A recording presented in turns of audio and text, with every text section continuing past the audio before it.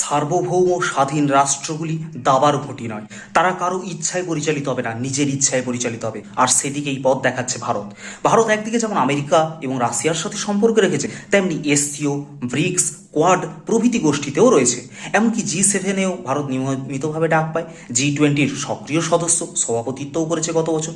ফলে সামগ্রিকভাবে ভারত দেখাচ্ছে যে একটা বহুমেরু বিশ্বে, মাল্টিপোলার ওয়ার্ল্ডে কি করে প্রত্যেকের সাথে সম্মান এবং শ্রদ্ধার সম্পর্ক, পারস্পরিক বোঝাপড়ার সম্পর্ক বজায় রেখে নিজের স্বার্থ সিদ্ধি করতে হয়, এবং সেখানে কিভাবে নিজের পরম শত্রু বা যার সঙ্গে সীমান্ত সমস্যা বা অন্যান্য ধরনের সমস্যা রয়েছে তার সাথেও সঠিকভাবে ডিল করতে হয়, যেমন চীন।